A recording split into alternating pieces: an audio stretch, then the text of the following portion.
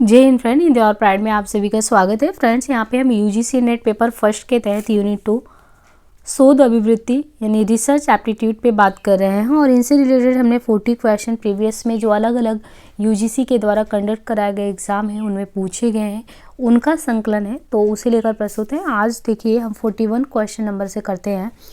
पहला जो क्वेश्चन है, ये शोध के निम्नलिखित सोपानों में से किसकी सृजनशीलता और कल्पना की परिधि सबसे बड़ी होती है? तो सोपान ये है कि रिसर्च तो हम करते हैं और रिसर्च को हम कई एक तरीके से चरण में डिवाइड करके करते हैं। तो उसमें कह रहा है कि किसमें the scope for creativity and imagination, किसमें जो है क्रिएटिविटी के लिए और इमेजिनेशन के लिए लार्जेस्ट एरिया है या लार्जेस्ट स्टेप है। विच of the following steps of research में, तो पहला है कि defining and deciding the procedure for sampling, प्रतिदर्श प्रतिचयन की पद्धतियों को परिभाषित करना और उनका निर्धारण करना। सेकेंड है identifying and defining the research problem, शोध समस्या की पहचान करना और उसे परिभाषित करना। तीसरा है data analysis using quantitative methods and interpretation, परिमाणात्मक विधियों का उपयोग करते हुए प्रदत्त विश्लेषण और निर्वचन। चौथा है hypothesis making and hypothesis testing, परिकल्पना निर्माण और परिकल्पना परीक्षण।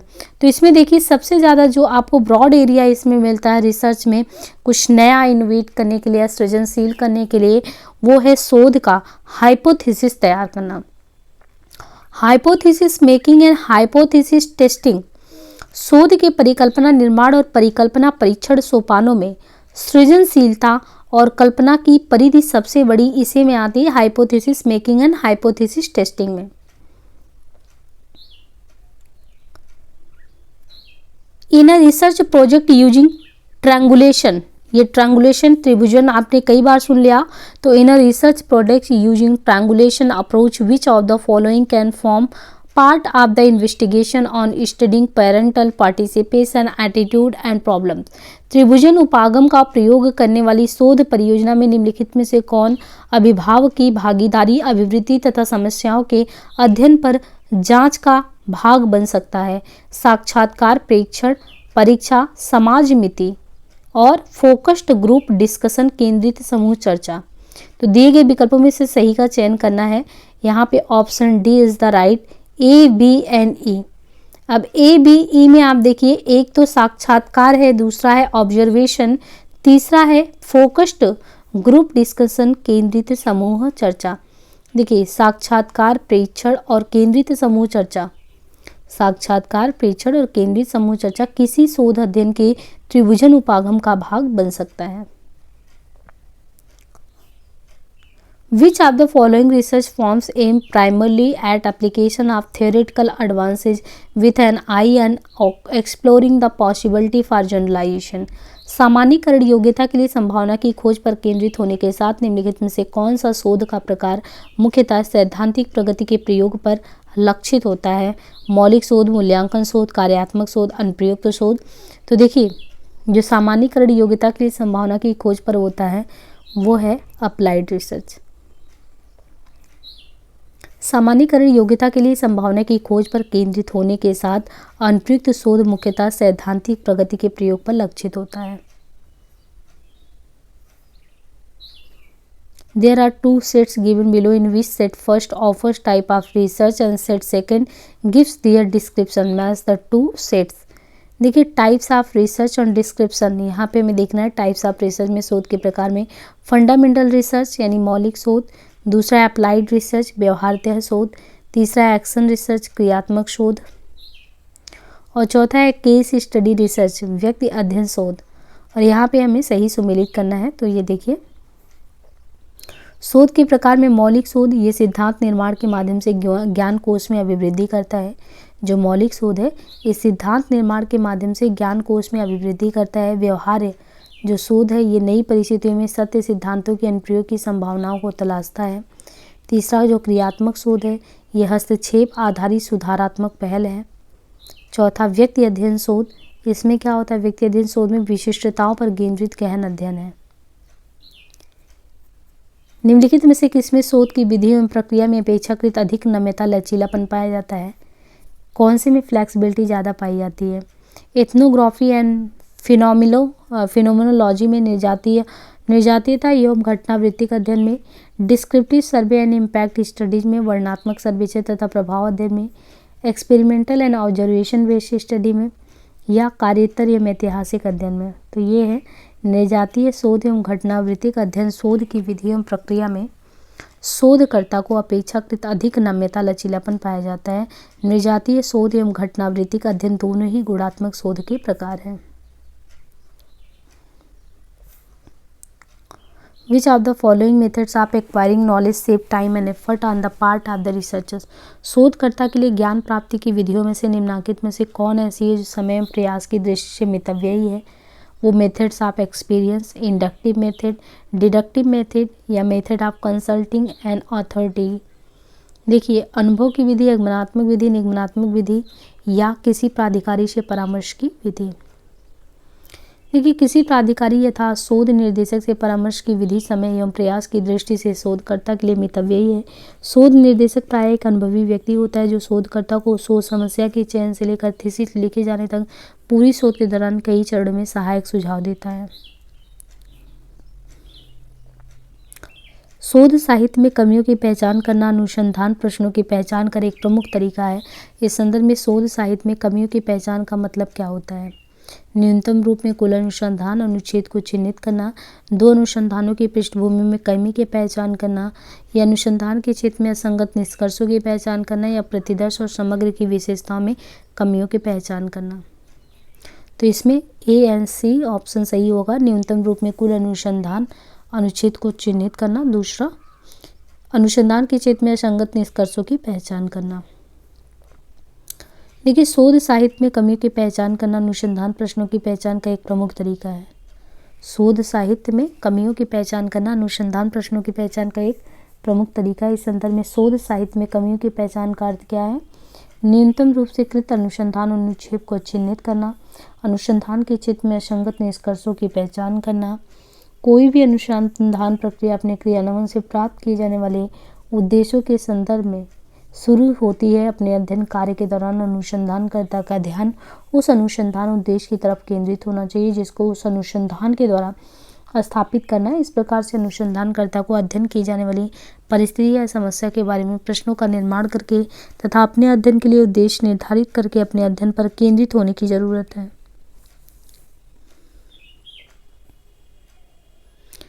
निम्नलिखित में से किस प्रारूप में शोध सार एक अनिवार्यता है? शोध सार, शोध आलेख, शोध पत्र, प्रस्तुत सेमिनार पत्र, शोध सार। तो इसमें देखिए, शोध आलेख प्रस्तुत सेमिनार पत्र एवं शोध पत्र प्रारूप में शोध सार एक अनिवार्यता है। शोध सार लिखते समय निम्नलिखित तथ्य ध्यान देने जरूरी है। शोध सार शोध कार्य के अनुसार क्रमिक रूप से दिया जाना चाहिए। शोध सार इतने सरल ढंग से किया जाए कि वह सरल बोधगम्य और मूल्यांकन की दृष्टि से सरल किया जा सके या बना सके। शोध में प्रयुक्त भाषा शैली का ही प्रयोग शोध सार लिखते समय करना चाहिए और वर्तनी की शुद्धता परिशुद्धता का ध्यान रखना चाहिए। इसमें विभिन्न बिंदुओं का संक्षिप्त विवरण ही देना चाहिए। हमेशा ध्यान रखना चाहिए कि यह शोध सार संक्षिप्त का है। ग्राफ, तालिका चित्र और तुलनात्मक चार्ट इत्यादि को नहीं शामिल करना चाहिए।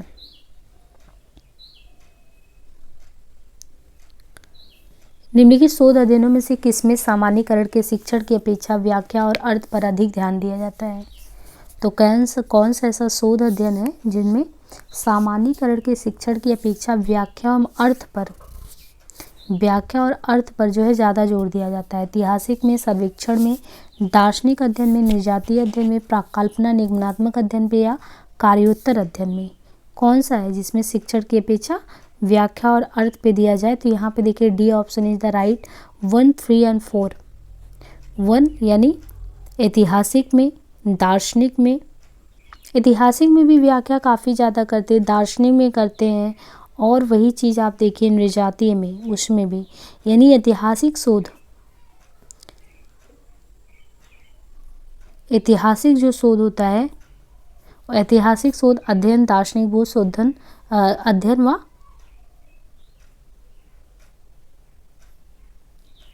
निर्जातीय शोध अध्ययन में सामान्यीकरण के निरूपण की अपेक्षा व्याख्या और अर्थ पे अधिक ध्यान दिया जाता है।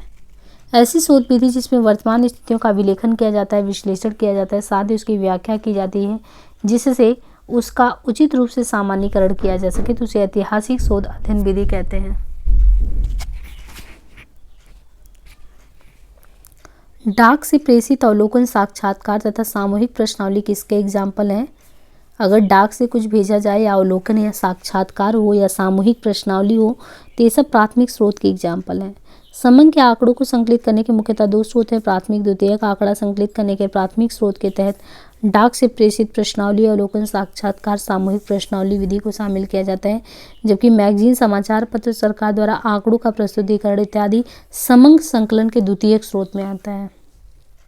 प्रतिभागी प्रेक्षण निम्नलिखित में से किसका अंश है? दार्शनिक शोध का, गणितीय का, निर्जातीय का, भाषा के मनोवादी सिद्धांत का। तो ये प्रतिभागी जो परीक्षण यानी जो पार्टिसिपेंट का परीक्षण होता है, निर्जातीय शोध का अंश है। ये प्रतिभागी परीक्षण निर्जातीय शोध का अंश है। प्रतिभागी प्रेक्षण जिसमें प्रेक्षण व्यक्तियों के क्रियाकलाप में स्वयं हाथ बटाता है और साथ ही साथ उनके व्यवहार का प्रेक्षण भी करता जाता है, अतः इस ढंग के प्रेक्षण में प्रेक्षक उस परिस्थिति का एक सक्रिय भागीदार बनता है जिसमें प्रेक्षण किया जा रहा हो, यानी ऑब्जर्वेशन किया जा रहा हो।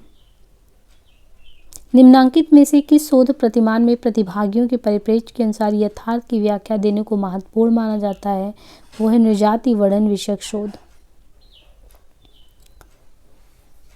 निर्जातीय वर्णन विषयक शोध प्रतिमान में प्रतिभागियों के परिप्रेक्ष्य के अनुसार यथार्थ की व्याख्या देने को महत्वपूर्ण माना जाता है। प्रयोगात्मक शोध में कार्य कारण संबंध स्थापित किया जाता है। कार्य कारण संबंध स्थापित करने के लिए दो स्थितियों को संतुष्ट करना होता है। पहले तो ये सिद्ध करना होता है कि कारण है तो उसका प्रभाव होगा, और दूसरा यह है कि यदि कारण नहीं है तो प्रभाव भी नहीं होगा। वह शोध जिसमें पुरुष और महिला के बीच सामाजिक असमानता पर जोर दिया जाता है वो क्या कहलाता है? अनुदैर्घ्य शोध, तुलनात्मक शोध, क्रियात्मक शोध, नारीवादी। तो ये नारीवादी शोध है। शोध की ऐसी विधि जिसमें पुरुष और महिला के बीच सामाजिक असमानता पर जोर दिया जाता है उसे नारीवादी शोध कहा जाता है। नारीवादी शोध पद्धति के अंतर्गत वस्तुनिष्ठता के स्थान पर ये व्यक्तित्व को अधिक महत्व दिया जाता है, इसके या कह सकते हैं विषयाक्ति पे, और जिसके तहत ज्ञान की समृद्धता को महत्व दिया जाता है और अन्य समाज विज्ञानों में हो रहे पितृसत्तात्मक शोध से उपजे खंडित ज्ञान की आलोचना भी की जाती, क्योंकि ज्ञान अपनी समग्रता में ही प्रासंगिक होता है। ऐसे अध्ययन को जिसमें शोधकर्ता को प्रायोगिक और प्लेसिबो समूह की पहचान की जानकारी नहीं होती है क्या कहा जाता है? तो ऐसा अध्ययन जिसमें जो रिसर्चर है उसको प्रायोगिक और प्लेसिबो समूह की पहचान की जानकारी नहीं होती, उसको blind panel, cohort, double blind क्या कहते हैं? तो उसको डबल ब्लाइंड कहते हैं, है ना। जिसमें नहीं होता है ना प्रायोगिक और प्लेसिबो की जानकारी नहीं तो उसको कहेंगे वो डबल ब्लाइंड है। दूसरे शब्दों में डबल ब्लाइंड अध्ययन यह है उसमें जिसमें ना तो प्रतिभागियों ना ही प्रयोगकर्ता को ये पता चलता है कि कौन एक विशेष उपचार प्राप्त कर रहा है, प्रतिभागी या प्रयोगकर्ता। यह प्रक्रिया अनुसंधान परिणामों में पूर्वाग्रह को रोकने के लिए, जो रिसर्च जब करते हैं ना तो उसमें भी एक अपना मिसकॉन्सेप्शन पहले से बना के रखते हैं, तो उन पूर्वाग्रह को रोकने के लिए उपयोग किया जाता है डबल ब्लाइंड अध्ययन। विशेष रूप से मांग विशेषताओं या प्लेसिबो प्रभाव के कारण पूर्वाग्रह को रोकने के लिए उपयोगी होता है। एकल ब्लाइंड अध्ययन में प्रयोगकर्ता को पता लगता है कि प्रतिभागियों को उपचार प्राप्त हो रहा है जबकि प्रतिभागी अनजान है। शोध में विश्वसनीयता मापन प्रक्रिया की वह गुणवत्ता है जो प्रदान करती है आवृत्तिपरकता और परिशुद्धता, समयनिष्ठता और परिशुद्धता और गति और आवृत्तिपरकता।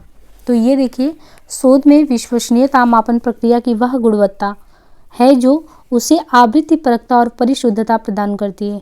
सरल अर्थ में विश्वसनीयता से तात्पर्य प्राप्तांकों की परिशुद्धता से होता है और वैज्ञानिक अर्थ में विश्वसनीयता से तात्पर्य प्राप्तांक की संगति से होता है जो उसके पुनरुत्पादकता के रूप में दिखाई देता है। विश्वसनीयता परीक्षण का आत्मसाह संबंध होता है।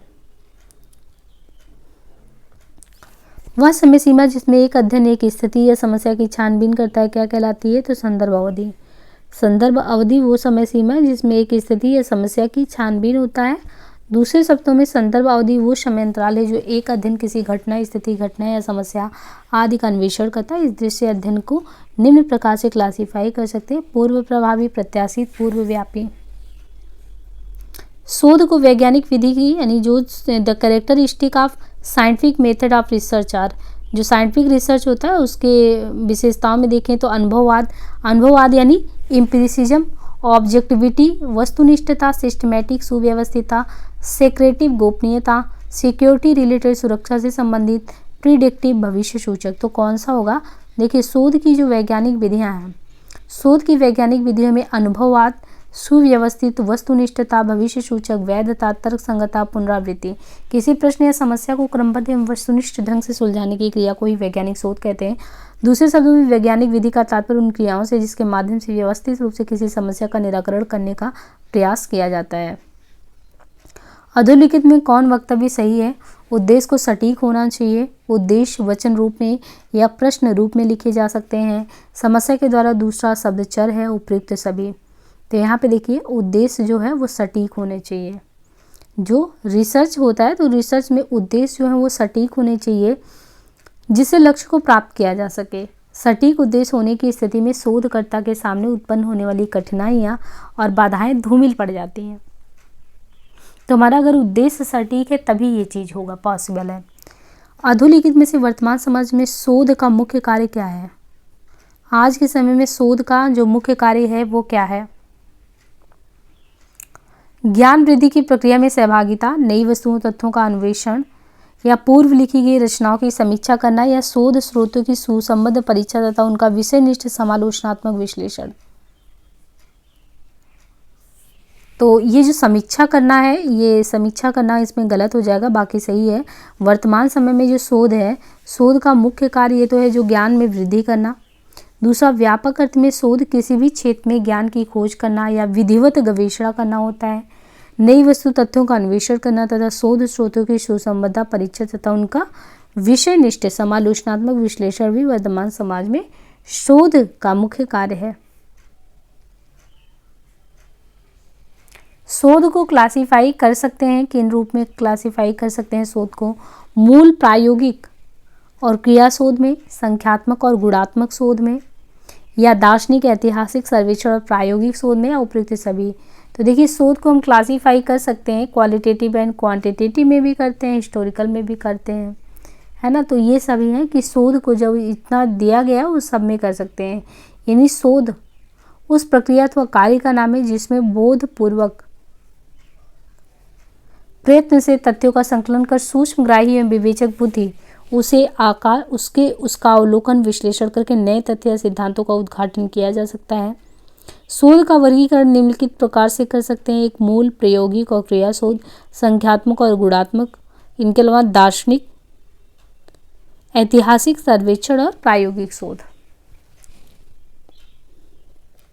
निम्नलिखित में से कौन सी विधि शोध विधि नहीं है? अवलोकन, सर्वेक्षण, ऐतिहासिक, दार्शनिक। तो इसमें अवलोकन कोई शोध की रिसर्च का मेथड नहीं है। शोध विधि के देखिए जो प्रकार हैं वो यहाँ पे दिए हैं। शोध में सर्वेक्षण विधि, ऐतिहासिक है, दार्शनिक विधि, प्रयोगात्मक विधि, व्यवहारात्मक। तो सर्वेक्षण, ऐतिहासिक विधि, दार्शनिक और प्रयोगात्मक, व्यवहारिक। निम्न में से कौन सा कथन सही है? विश्वसनीयता वैधता को सुनिश्चित करती है। वैधता, वैलिडिटी जो होती है वो विश्वसनीयता को सुनिश्चित करती है। विश्वसनीयता और वैधता एक दूसरे से स्वतंत्र है। विश्वसनीयता वस्तुनिष्ठता पर निर्भर नहीं करती है। तो देखिए वैधता, अगर किसी चीज़ की वैलिडिटी दे दी है, जैसे कोई भी सामान लेने गए तो आपको उसने कहा कि ये इतने दिन में, अगर 1 साल के अंदर वो ख़राब होता है तो ये वैलिड है कि आप आके इसको बनवा सकते हो, भी फ्री ऑफ कॉस्ट। तो वैधता और विश्वसनीयता, ये रिसर्च और जो टेस्टिंग होती है उनके प्रचार यानी पैरामीटर है। इसलिए अनुसंधान के उपयोग के लिए ये दोनों पहलू जरूरी हैं। वैधता और विश्वसनीयता के बीच का अंतर यह है कि वैधता उस सीमा को संदर्भित करती है जिस तक एक परीक्षण यानी टेस्टिंग हुआ है और यह मापने के लिए कि वो गलत है या सही है दावा करता है, जबकि विश्वसनीयता ये परीक्षण परिणामों की स्थिरता को संदर्भित करता है। हालांकि जब शोध या परीक्षण मान्य हो तो डेटा विश्वसनीय होता है, लेकिन यदि कोई परीक्षण विश्वसनीय है तो इसका अर्थ यह नहीं है कि शोध या परीक्षण मान्य या वैध लिया गया हो, वो नहीं भी लिया जा सकता है। वैज्ञानिक अनुसंधान के मुख्य विलक्षण क्या है? अनुभव सहित, प्रायोगिक, सैद्धांतिक, तो सभी हैं। देखिए वैज्ञानिक अनुसंधान के लक्षण यहाँ पे दिए गए हैं, कौन से हैं? प्रामाणिकता या सत्यापनिष्ठता, वस्तुनिष्ठता, व्यवस्थित अध्ययन, वैज्ञानिक अनुसंधान, परिशुद्धता, कार्य कारण संबंध, सार्वभौमिकता, प्रायोगिक निश्चितता, सामान्यीकरण, नियंत्रण, पुनरावृत्ति, पूर्वानुमान की क्षमता, सैद्धांतिकरण। शोध वह व्यक्ति कर सकता है जिसने शोध पढ़ी हो, जिसके पास स्नातकोत्तर हो, जिसमें सोचने की और तर्क की क्षमता हो, तो वही जिसमें सोचने और तर्क की क्षमता हो। अनुसंधान की खोज की प्रामाणिकता डिपेंड करती है, देखिए ये अनुसंधान की खोज की प्रामाणिकता, मौलिकता, वैधता और वस्तुनिष्ठता पर निर्भर करती है। अनुसंधान की निम्नलिखित विशेषताएं हैं।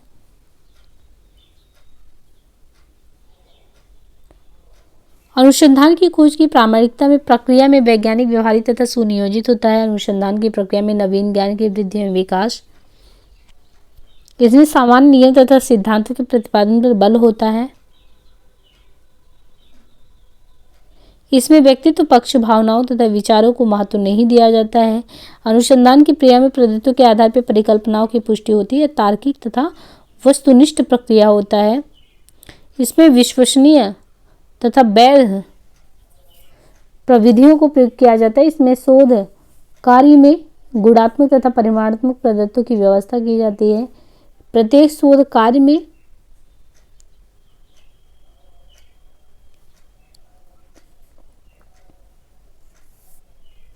धैर्य रखना होता है ताकि इसमें शीघ्रता नहीं की जा सके। तो इसे हम जो है शोध संबंधी ये क्वेश्चन को यहीं पे समाप्त करते हैं। मिलते हैं नेक्स्ट पार्ट में। धन्यवाद।